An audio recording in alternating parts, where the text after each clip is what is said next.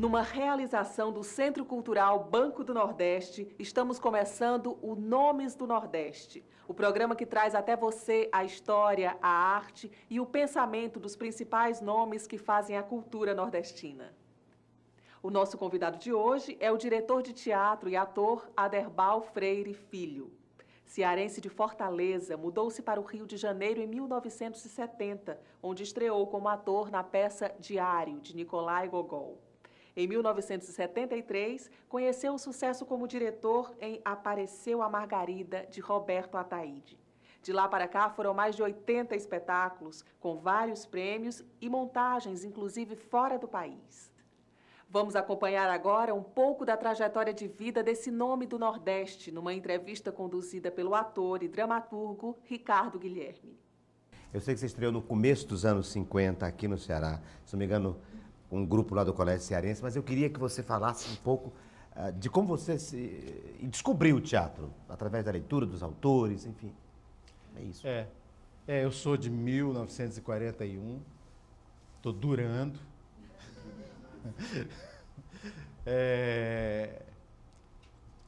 Sou de 8 de maio de 41. E aqui eu nasci muito perto do Teatro Zé de Alencar. Estou vendo aqui um livro do Teatro Zé de Alencar, com texto, um ótimo texto do meu amigo Oswaldo Barroso. Nasci ali pertinho, nasci na casa do meu bisavô, que ficava na rua 24 de Maio, na quadra seguinte à da Praça José de Alencar. Meu bisavô Tomás Pompeu, e eu nasci na casa dele, na 24 de Maio, vizinho a Fênix Cacheral, que era ali na esquina, que eu acho que não é mais, não né? Existe mais. Existe mais. Nem a sua casa também não existe mais. Nem a casa onde eu nasci. Nasci lá, mas morei a infância inteira, ou seja, os meus primeiros 10 anos, noutra rua, mas na mesma distância do teatro, que era na rua Liberato Barroso, na quadra entre a Praça José de Alencar e a Avenida Tristão Gonçalves. Hoje é uma rua também. Hoje a rua foi alargada. A rua foi alargada e a casa foi tomada. Exatamente, a casa era onde tem largada. Eu uma vez saí do teatro, estava com uma peça ali no teatro, e fui andar onde era a casa ali, quer dizer, um calçamento, onde era a casa que foi derrubada ali a 50, 100 metros do Teatro Zé de Alencar, menos. No caminho da minha casa para o mundo, para qualquer lugar do mundo, eu obrigatoriamente passava no Teatro Zé de Alencar. O mundo era a casa da minha avó, a praia, o colégio. Então, quando eu saía para o mundo, era obrigatória essa passagem. E você entrava? Esse aqui é uma questão. Eu acho que uma das influências é essa. Eu acho que uma das coisas que me puxou para o teatro foi o edifício, o prédio do Teatro Zé de Alencar. Mas aí você estreia como ator no Teatro Zé de Alencar? Não. Aí tem umas coisas que acontecem antes. Eu devo ter saído desse endereço, fui morar na casa onde até hoje, enfim, onde morreram meus pais e onde hoje eu estou, provavelmente em 1951, eu acho, ou 50. 50 diz ali a Dulce. Então, eu tinha 9 anos para 10, né? E aí me afastei aí do prédio, e aí começou outro tipo de sedução, a sedução literária. Porque meu pai tinha uma biblioteca, realmente uma boa biblioteca, e tinha, ou seja, diante da digamos, sugestão, para não dizer cobrança, de ler, de ir aos livros da biblioteca, eu comecei procurando os livros mais finos. E os livros mais finos eram as peças de teatro. Então eu comecei, vi uns livros fininhos, eu puxava e disse, eu vou ler esse aqui que é fininho. E era uma peça de teatro. E assim eu comecei a ler teatro, que é uma leitura nem tão fácil, porque a leitura de literatura dramática, uma leitura, enfim, não uma tão literatura atraente. meio, né? E não uma literatura fim. Exatamente. E mesmo, enfim, quer dizer, além disso, ela não é mais sedutora, assim, as pessoas, quantas pessoas a vida inteira não gostam, os editores dizem, editar teatro não tem leitores e tal, e com razão. Então eu fiquei lendo as peças, e nisso li peças, me lembro das peças que li, assim, primeiro peças de uma geração de autores brasileiros,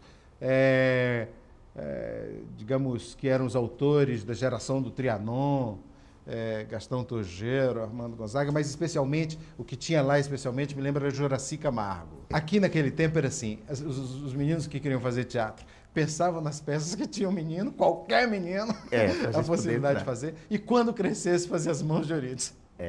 Todo mundo queria fazer as mãos de Eurídice. Hoje em dia, assim como todo mundo quer fazer teatro para fazer televisão, naquele tempo todo mundo queria fazer teatro para fazer as mãos de Eurídice do Pedro Bloch. Mas era assim, alguns fizeram, me lembro de muitos que fizeram. E todo mundo do meu tempo sabe de cor a primeira fala da mão de Eurídice. Eu escrevi uma peça recentemente, chamada Chambudo, numa tentativa de criar uma companhia latino-americana, latino-americana mesmo, com autores brasileiros e hispano-americanos. E uma companhia que essa companhia chamou Pequena Companhia Americana. Eu me lembro que a marca dela, é recentíssima, era destacando o N de pequena e o NH de companhia. Ela escrevia pequena em espanhol e companhia em português, Pequena Companhia Americana, e uma marca destacando, marca feita pelo Juca, meu filho, o N de pequena e o NH, o mesmo som com duas grafias. Então, eu escrevi uma peça, a primeira peça da Pequena Companhia, a primeira e única, porque a companhia não passou daí, era uma peça de um casal que o personagem masculino era brasileiro e a feminina era uruguaia, e que eu fiz com uma atriz uruguaia, uma atriz da Comédia Nacional do Uruguai. Eu escrevi, dirigi e fiz como ator.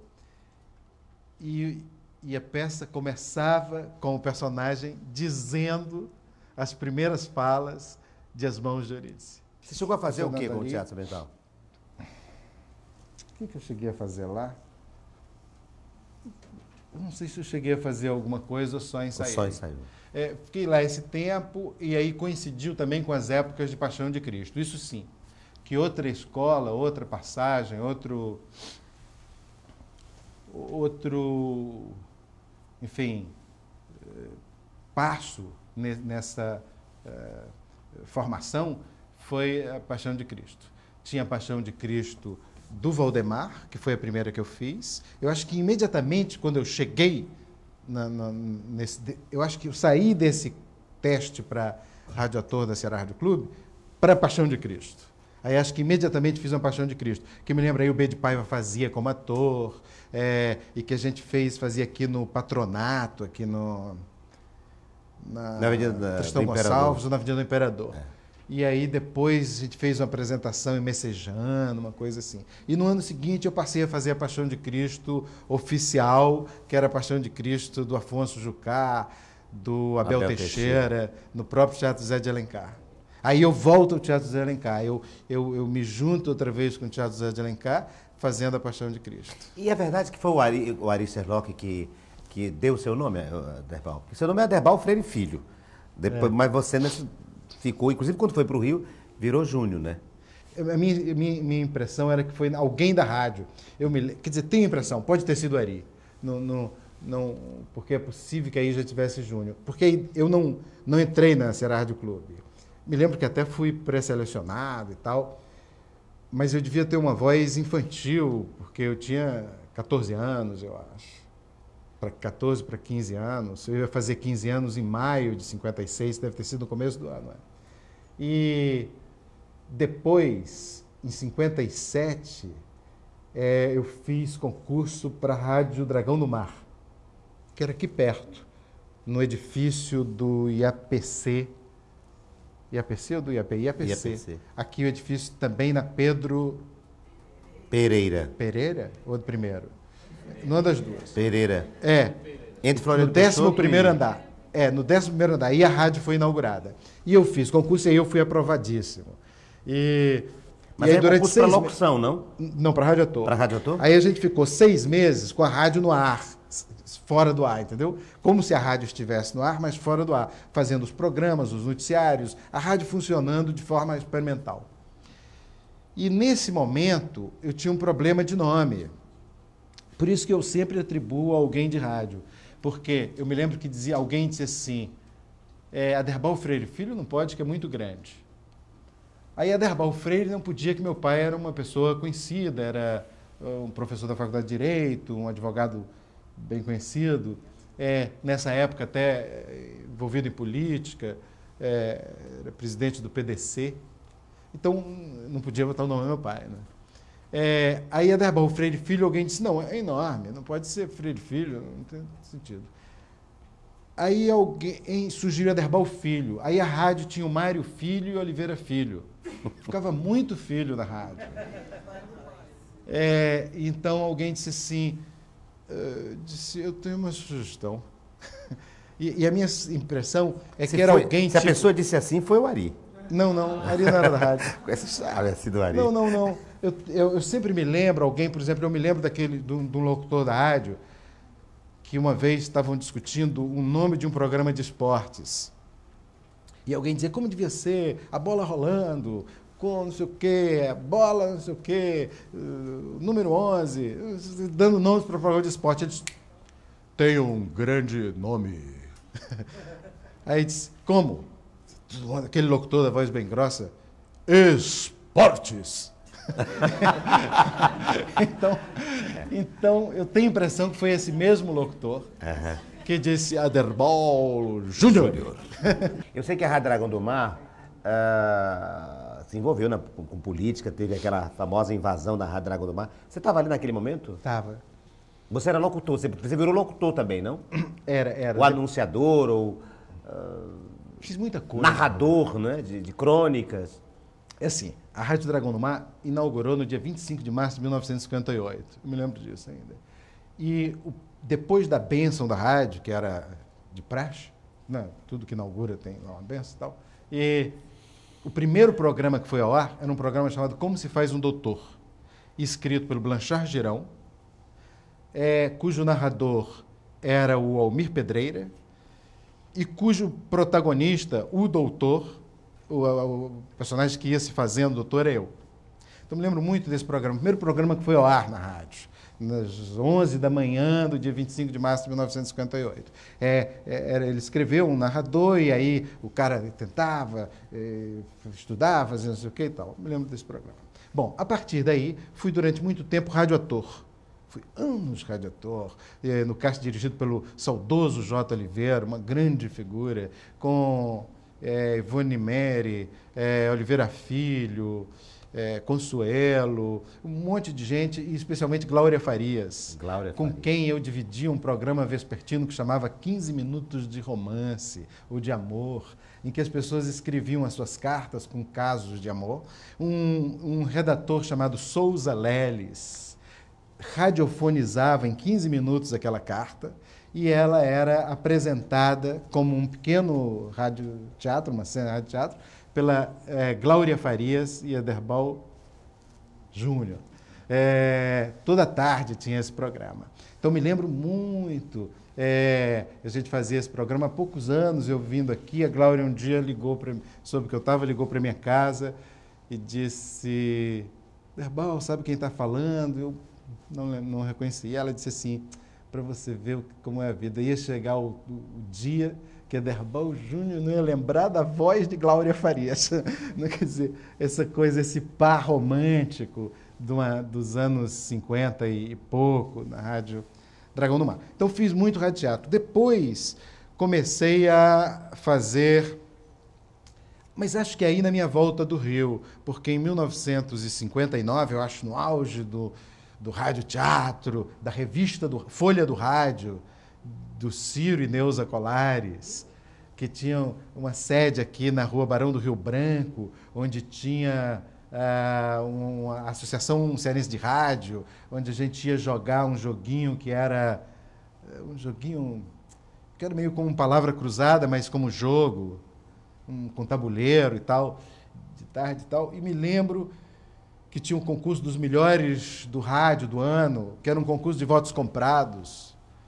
Formavam-se as chapas que compravam seus próprios votos. Eu me lembro que a gente saía fazendo show pelo interior para comprar os votos para ser os melhores do rádio. Era assim esses concursos. Voto comprado é uma velha tradição. A seguir, viagens, frustrações e sonhos.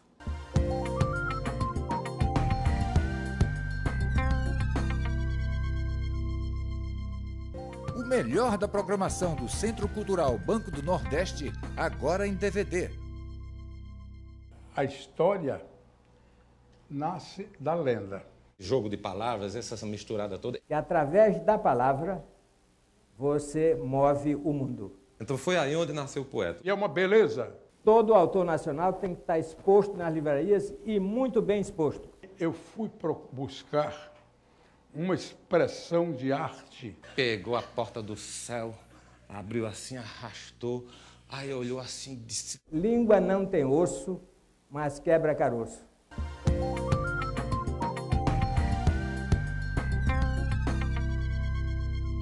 Depois de atuar em vários grupos amadores e semiprofissionais, Aderbal Freire Filho vive a experiência de trabalhar no rádio. Muda de nome e passa a se chamar Aderbal Freire Júnior. Mas o sonho de fazer teatro é mais forte. Acompanhe neste bloco. Depois disso eu fui para o Rio, onde eu morei 60, 61 e um pedaço de 62. Nessa ida ao Rio, o meu interesse era fugir e fazer teatro. Mas a minha timidez foi maior e eu fui com um pretexto e não consegui fugir do pretexto. O pretexto era fazer um curso de técnico em prospecção de petróleo. Eu fui técnico em prospecção de petróleo. Eu sou um especialista. Se você me der aqui um dinamite, eu posso fazer isso aqui. Eu posso demonstrar. Se alguém me der um dinamite, eu ponho aqui, faço explodir o dinamite, me dá um sismógrafo, eu meço e sei dizer se tem petróleo aqui ou não. Entendeu? A técnica é essa, era dinamitar, botar um microfone do lado da dinamite, e dessas dinamites todas, e medir no sismógrafo. Então, eu fiz esse curso e tal, me especializei. Depois fui vendedor de móveis de aço no Rio, sempre encontrando um meio de ir durando para ver se dava tempo de fazer teatro. Eu fiquei lá fazendo coisas e acabei voltando. E aqui... E aí voltou para a rádio? Voltei para a rádio. Voltei para fazer direito, tanto que eu terminei o científico aqui no Cearense. Cearense não, eu fui expulso do Cearense em 56. E, quer dizer, não me deixaram entrar de novo. E aí fui para o São João, onde fiz 57, 58. No último semestre de 58 de São João, eu fui expulso do São João. E aí eu fui e terminei no São José. Mas por quê? Você era Parece que eu era alguma coisa especial. Rebelde? Não. Eu tinha uma certa... a do cearense eu já era meio... Faltava as aulas e tal, já era meio revoltado. E no São João... No São João é um episódio bobo. No São João, eu briguei com um professor de química. Briguei feio nas primeiras aulas. Aí eu era meio de fazer essas coisas de adolescência, depois você se arrepende, botar pólvora no lugar do giz e tocar, fogo. Terrorista estudantil. Umas brincadeiras exageradas. Eu briguei com o professor de química do São João, que não me permitia assistir às aulas. Então eu não podia assistir aula de química no São João. E aí, quando foi perto da formatura, tinha que fazer, a turma estava organizando, e eu fazia teatro com o Rui Diniz, que tinha um grupo chamado Teatro Escola. E o Rui Diniz era um ator do Teatro Escola, não era cearense, e ele namorava uma atriz do teatro, e a gente era amigo e tal, e ele tinha uma fábrica de flâmula. E eu frequentemente passava pela fábrica de flâmula dele e tal. Aí eu disse, Rui, vou fazer a flâmula da formatura do Colégio São João. do último científico do Colégio São João. E eu, junto com o desenhista dele, bolei a flâmula, que era esse professor de química, era uma aula de química, então era um quadro negro, uma fórmula de química, o professor com aquele chapéu de professor e tal, e com uma cara de burro. Em vez da cara, era uma cara de burro, um focinho de burro. Ao mesmo tempo, para identificar o Colégio São João, ia passando uma garota do colégio, uma fórmula de química escrita para ver que era o professor de química. Ia passando uma garota do colégio, com a farda do colégio, com um balão preso na ponta da saia, levantando a saia dela e aparecendo a calcinha. Então, essa era a flâmula de formatura do colégio, da turma, que eu bolei e mandei fazer, porque era o Rui Diniz. O Rui disse, não, Derboy, a gente vende para todo mundo e tal, e a gente paga o custo dela. E levei para o colégio com a inocência de que não estava fazendo nada absolutamente anormal. Estava não. E aí eu me lembro do professor de Lombraveza entrando na turma absolutamente revoltado, perguntando quem é o autor disso. Eu disse, eu achei que era um elogio. O senhor considera-se expulso do nosso colégio. E aí eu saí do Colégio São João e fui para o Colégio São José, há 3 meses do final. Me lembro que fui recebido com honras. No dia que eu cheguei no Colégio São José, os alunos sabiam já da história. Na minha turma, virou-se as carteiras todas e disse ao professor, houve um terremoto, não vai haver aula. O professor concordou. O São José tinha suas regras. O São José todo mundo entendia, tinha um código perfeito. Professor, houve um terremoto, não pode ter aula. O professor olhou da janela e disse, um terremoto? Forte, forte. Aí hasteamos uma camisa queimando e tal, uma boa recepção. E eu terminei o científico no Colégio São José. Eu só posso provar isso nos registros mesmo da escola, mas não nos convites de festas. Mas a gente estava falando que você voltou. Porque não puseram o meu no São João e no São José já estava feito. Sim. Você voltou para o rádio e que viveu esse momento interessante acho que foi na campanha pela legalidade ou foi no golpe de 64 que a rádio foi interditada? Não, então é o seguinte, eu fiz um parênteses para dizer que fui para o Rio e que voltei a estudar 4 anos depois, em 62, fazendo Direito. E aí, realmente, quando voltei, aí na rádio eu passei a fazer muito mais coisa. Eu fui redator, locutor, eu tinha uns programas do que eram os disc jockeys daquele tempo, acho que chamava Animador de Estúdio. E eu tinha um programa às 10 da manhã, que chamava Imperador 696, que era um programa que recebia cartas, e esse era o endereço da rádio, Avenida do Imperador 696. Tinha um programa no fim da tarde que chamava Bossa 1, que era um programa de bossa nova, e tinha um programa meia-noite que fechava a rádio, que era um programa romântico, em que eu escrevia umas críticas românticas. E lia, quando dava meia-noite, eu lia aquela crônica romântica com uma orquestra do Mantovani, enfim, com umas músicas assim, só música romântica e que fechava a rádio. E, portanto, quando no dia 31 de março de 1964, quer dizer, toda a conturbação, enfim, que quando se criou a cadeia da legalidade e tal, a Rádio Marinque Veiga no Rio, a rádio lá do Rio Grande do Sul que comandava e tal, a Dragão do Mar integrou essa cadeia e no estúdio da rádio estavam o Nazareno Albuquerque, o Paulino Rocha, o Orlando Máscara de Ferro, que era o operador, eu, e devia ter mais algumas pessoas. Eu passei meia-noite lá, a certa altura eu saí. Na hora que chegou o exército fechando a rádio, no dia amanhecendo, eu já não estava mais. Mas durante a noite, várias vezes, eu me lembro do Paulino sair para ir ouvir um deputado na casa dele e tal, e eu ficar na rádio. E teve algum envolvimento político, militância política, Derboy? Você, nesse período? Olha, é assim, eu era do teatro. Então, a militância, é assim, eu não fui... Agora, há pouco tempo eu li, há muito pouco tempo, o livro do Mariano. Você conhece o livro do Mariano? Qual do Mariano Freitas. Ah, o Mariano Freitas daqui? Sobre o movimento médico. estudantil, sim, médico, o movimento estudantil dos anos 60. E foi tão curioso, porque eu fiquei vendo o outro lado. Eu entro de figurante no livro dele. Ele disse que conheceu Augusto Pontes uma vez que ele foi com Augusto ver uma peça comigo no Teatro Zé de Alencar. Então, eu me lembro que a minha relação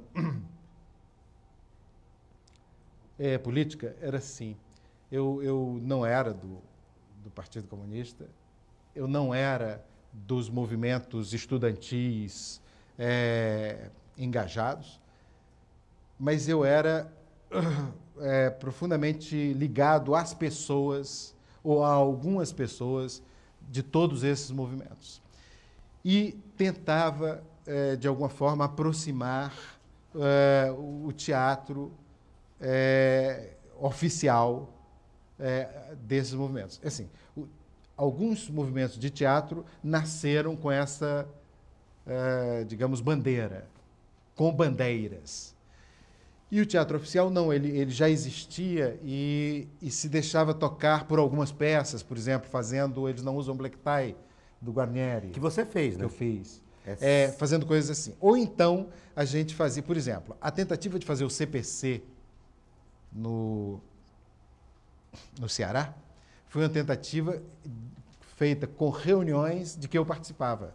Eu era, talvez, do teatro, eu e talvez o João Falcão, as pessoas que participávamos dos encontros com as pessoas, digamos, do movimento estudantil e do movimento político que estavam querendo construir, por exemplo, a versão cearense do Centro Popular de Cultura. Do Centro Popular de Cultura. Então, o meu envolvimento digamos, marginal. E mais, por exemplo... em 1964, antes do golpe, eu e o Augusto Pontes, a gente tinha uma pequena agência de publicidade, que era uma agência de publicidade especializada em fazer publicidades malditas, ou seja, as publicidades que depois, imediatamente com o golpe, foram proibidas. A agência acabou com o golpe. A agência chamava Aderbal e Augusto Sugerem Limitada. Era a Sugerem. Então, a Sugerem, por exemplo, fez toda a campanha de alfabetização da Secretaria de Educação. A campanha de alfabetização, quer dizer, a gente fez desde, por exemplo, meio boicotado, a gente fez um programa de televisão que só nos deram uma câmera, porque a gente só trouxe convidados, quer dizer, naquela época estava tudo muito dividido, então, convidados comprometidos com o movimento das reformas, que era o movimento, quer dizer, foi o Rio que foi cortado. Mas logo depois do golpe, aí sim você vai fazer uma peça que eu acho que é a peça mais importante desse período, primeiro do ponto de vista da militância política, que é a montagem de Liberdade, Liberdade. Que é uma iniciativa do Augusto e sua, não? Não? Não. Embora tenha sido dirigida pelo Ben de Paiva, mas eu acho que os mentores... Ou pelo menos o mentor teria sido Augusto Pontes. Pode ser. Augusto era muito meu amigo, a gente tinha a Aderbal e Augusto Sugerem, a gente toda noite ia para a Praça do Ferreira, invariavelmente toda noite. Eu era da primeira turma, a turma que chegava às 10, que era a turma das namoradas. Assim, você chegava da casa das namoradas, eu deixava a casa da minha namorada às 10 e chegava na Praça do Ferreira. Depois vinha a turma das academias de musculação, que chegavam às 12. Depois vinha a turma do jogo, que chegava às 2 da manhã. Não, meia-noite antes chegava a turma do cinema, que vinha do São Luís. Então, a gente ia atravessando a noite. Eu era da primeira turma a chegar e a última a sair, com o dia amanhecendo. Então, me lembro muito. Quando chovia, a gente atravessava e ia para o abrigo central, ficava ali sentado nas cadeiras de engraxate, conversando, eu, Augusto, Zé Domingos, mais tarde, Roger, Fausto Nilo. Então,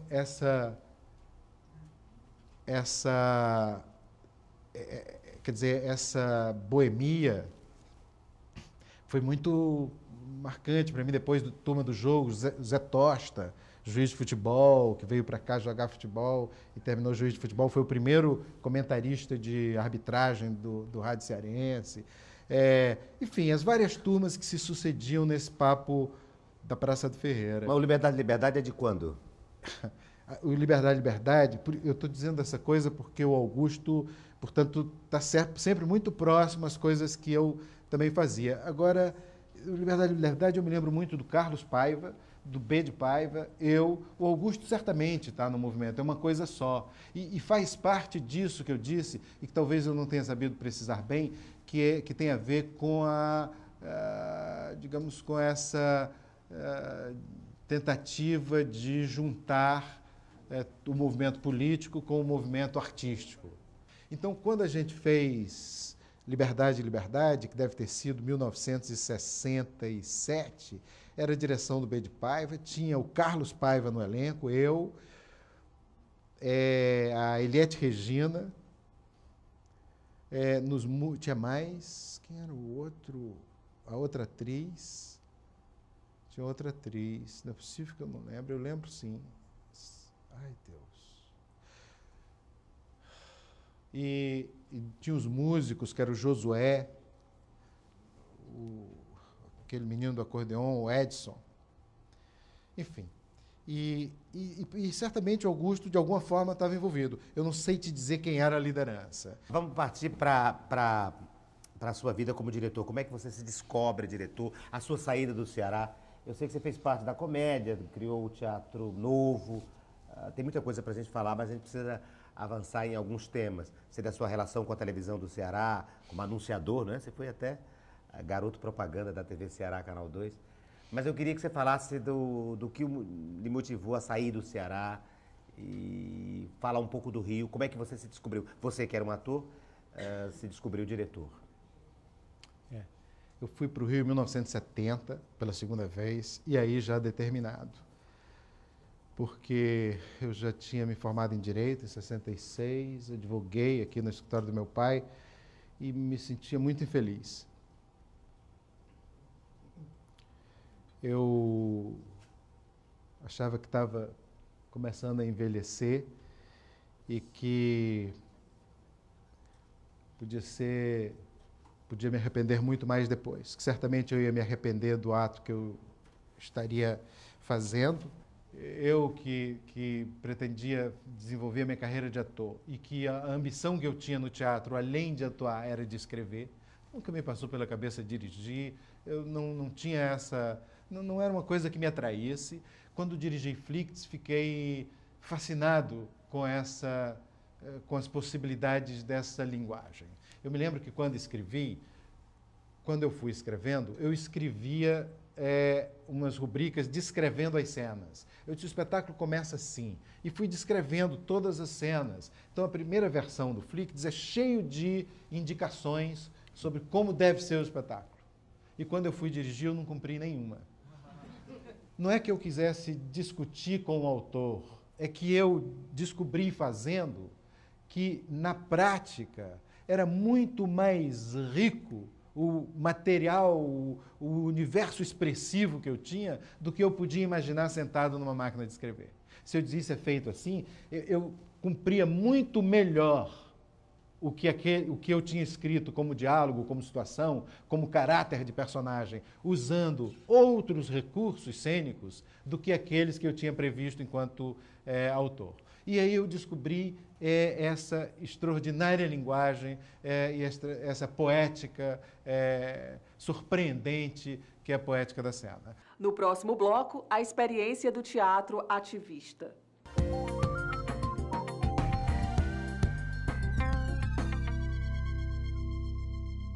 O melhor da programação do Centro Cultural Banco do Nordeste, agora em DVD. É que a cultura vem assumindo gradativamente um papel cada vez mais importante do ponto de vista político. Tudo que está relacionado com cultura está relacionado com o conceito de classe social. Eu faço arte para espantar a burrice. A coisa é séria. Artistas e empresas precisam da mesma coisa, público. A gente fotografa, a gente desenha, a gente pinta, a gente escreve. E quando vem a inspiração, é natural numa canção. Fazer arte é quando eu torno isso comunicação.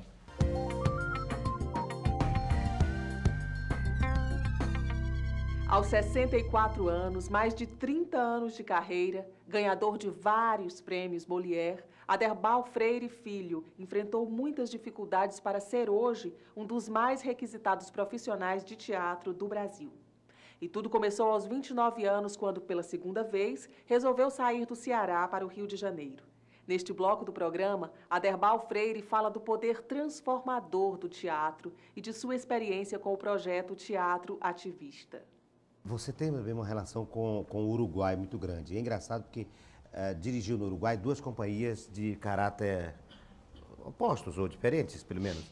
A Companhia Nacional, mais tradicional, etc., do Uruguai, e trabalhou também com o Galpão, com o Galpão. Eu queria que você falasse dessa sua experiência e da sua relação com o teatro latino-americano. A partir do Uruguai, o que eu posso dizer é que conheci um teatro que não se pode conhecer a partir do Brasil, o que mostra a nossa distância com os nossos vizinhos hispano-americanos. Eu do Uruguai, todos eu conheço hoje, conheço a obra de muitos e conheço pessoalmente também muitos e tenho grandes amigos, de vários países da América do Sul, da América Latina em geral, que conheci a partir do Uruguai. O grupo La Candelária da Colômbia, e o Santiago Garcia, seu diretor, meu amigo Omar Grasso, da Argentina, o teatro argentino, as peças do Roberto Cossa, e agora do Maurício Cartum, o teatro chileno, Cláudio Di Girolamo, cenógrafo, diretor de teatro e de cinema do Chile, com um trabalho excelente, as peças do Marco Antônio Laparra, do Chile, o teatro da Venezuela, enfim, alguns grupos mexicanos, todo o movimento de teatro universitário do México. O México, o principal movimento de teatro, é universitário. Muita coisa do teatro cubano. Enfim, tudo isso conheço a partir de um vizinho. É só passar essa fronteira e você abre um mundo que, curiosamente, não abre daqui. É só atravessar essa fronteira e você se aproxima não só de um país, mas de um continente. Quando eu falei aqui do meu entusiasmo pela direção, se eu tivesse um arrependimento, assim, agora, no fim da vida, esse arrependimento seria de ter abandonado a carreira de ator. Eu gostaria de não ter parado. E como ator, sim, eu faria televisão, cinema, teatro, com o maior prazer. O Aderbal é essa figura eloquente, muito apaixonada em tudo que faz. E um dia eu tinha um programa de televisão, eu tinha um programa de rádio, na rádio universitária. E o Aderbal veio para cá fazer um curso que se chamava A Importância do Teatro no Mundo, a necessidade do teatro no mundo e a necessidade do mundo no teatro. Era um curso. E aí eu fui entrevistá-lo na rádio universitária. Microfone para mim, microfone para ele. E ele, então, eu pergunto, Aderbal, fiz a explicação toda e tal, dessa relação entre a necessidade do mundo do teatro e a necessidade do teatro do mundo, e perguntei a ele, no rádio, hein, Aderbal, o teatro é necessário? E ele... E o silêncio, porque no rádio...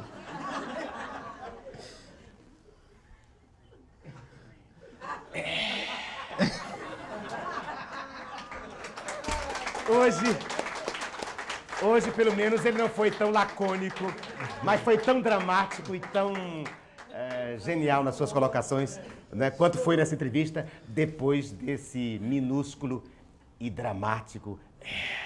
Olha só. Obrigado, Aderbal. E o programa Nomes do Nordeste termina por aqui. Até o nosso próximo encontro.